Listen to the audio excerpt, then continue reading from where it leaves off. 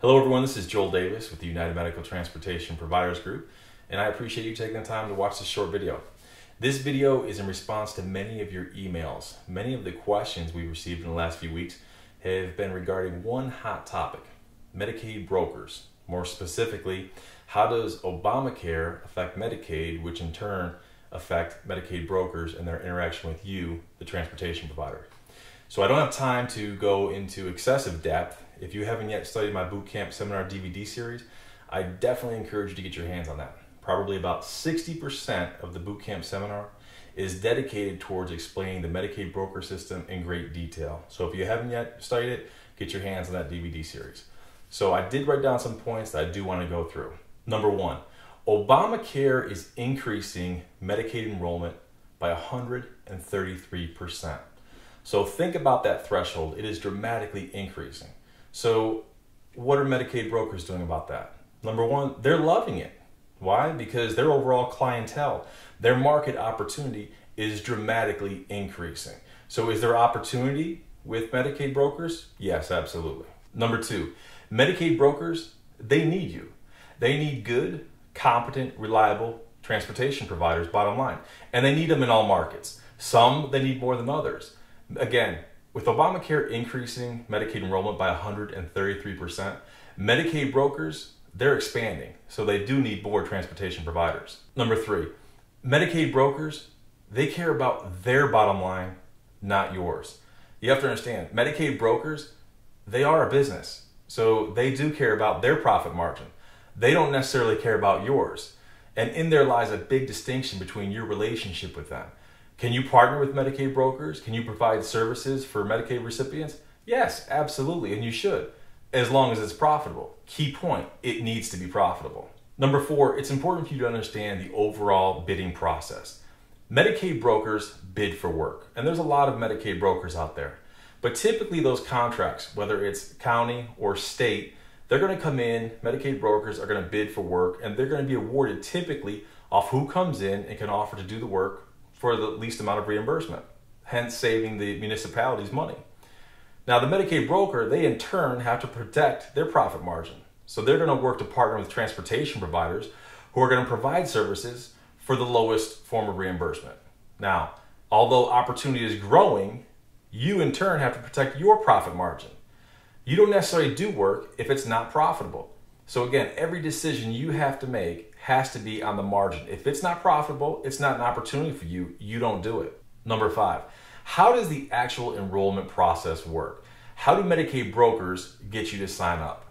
Many of you have already experienced it. Sometimes you get a letter in the mail. Sometimes they'll call you or they'll send you a short email and they'll invite you to come and automatically enroll. When you do, they're going to dictate the rates to you. Unfortunately, what they offer is not always profitable, hence you shouldn't always be doing it. You should not always be signing on the bottom line. Again, if it's not profitable, you don't do it. You have to understand the strategy with Medicaid brokers. When they contact you, they're gonna stir you with emotion. They're gonna fill you with opportunity. They're gonna tell you that they're gonna provide you this many trips. In many instances, they're gonna give you imaginary deadlines. They're gonna tell you if you sign up by the end of the month, we're gonna give you this many trips, or we're looking to expand into your market and we wanna sign you by the end of this certain month. Again, you have to understand the big picture. This is your business, not the Medicaid broker's business. You don't go off their dictates, you go off your dictates. You don't do what's in the best interest of the Medicaid broker. You do what's in the best interest of your business. As I always tell people, if the trips aren't profitable, you don't do it. If you're drowning in 10 feet of water, the last thing you need is 5 more feet of water. So if Medicaid brokers come in and they offer you a low-balled rate of reimbursement, but they promise you more trips, that's not something you want to sign up for. If one trip is not profitable, what makes you think 10 trips, 20 trips, 50 trips, 100 trips is somehow going to imaginary make more profit for you? The fact of the matter is it's not. Again, it's important for me to underscore a few points. If a Medicaid broker contacts you with an imaginary deadline, sign by a certain date or you're going to miss an opportunity, don't sign.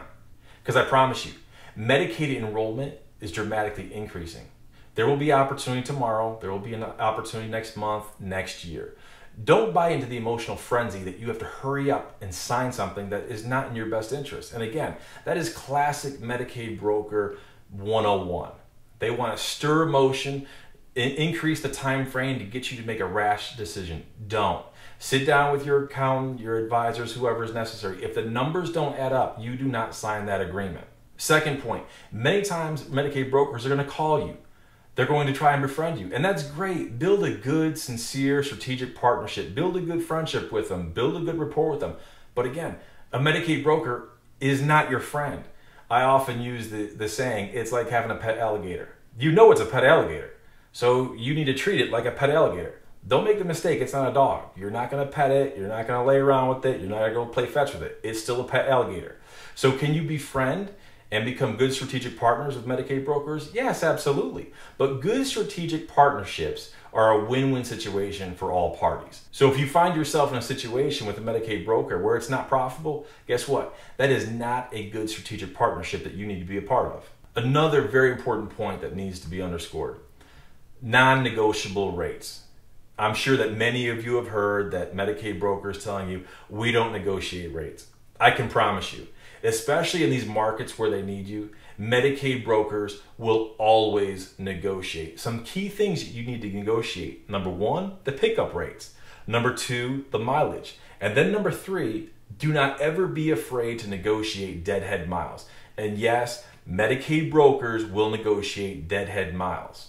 Point number 6, and I already touched upon it a little bit, but again, no one is going to care for your business like you.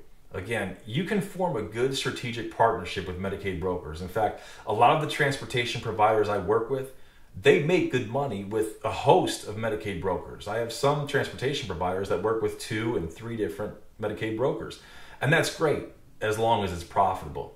But key point, it has to be profitable. No one is going to care for your business like you. I can assure you, a Medicaid broker is not going to care about your bottom line. So it's up to you. The onus and burden is on you to make sure that everything you do is profitable. If it's not profitable, you don't do it. One trip that's not profitable is not going to turn into 10 trips that are profitable.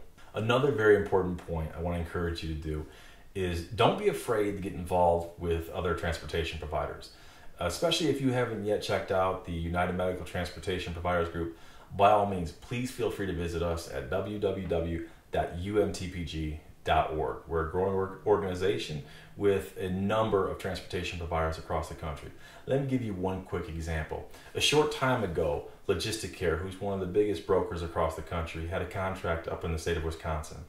Unfortunately, again, going back to what I told you previously, brokers come in and they bid, and whoever bids the lowest will typically get that contract. Well, Logisticare dramatically underbid all other bidders, and they got the contract.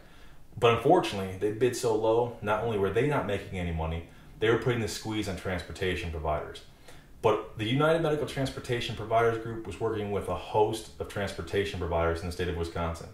And once we started to bring people together, the transportation providers saw what was happening, saw that they weren't making money with Logisticare, and eventually what happened was Logisticare had to not only leave the state of Wisconsin, they literally had to leave with their tail between their legs, opening up for new brokers to come in and bid. So again, there is great power in unity. So don't be afraid to talk and communicate with other transportation providers, not only in your own area, but across the country. So again, if you haven't yet checked out the United Medical Transportation Providers Group, I definitely encourage you to do so. There's a lot of great people out there, and there's a lot of transportation providers who are making outstanding money. They're being impact players in a local market. They're becoming decision makers. So it's a great opportunity. So by all means, please feel free to visit us at our website. And at the end of the day, don't be afraid to partner with other people. Reach out to other providers in your area and across the country. There are some very good, competent providers out there that are doing an outstanding job, and I couldn't be more honored to work with them, help them, and mentor them, just like I will you. So visit us at our website. Feel free to send us your emails and your questions, and again, we'll do our best to answer them. Just understand we do receive a lot of emails. So again, I appreciate you for taking time to watch this video, and I do look forward to seeing you at the top.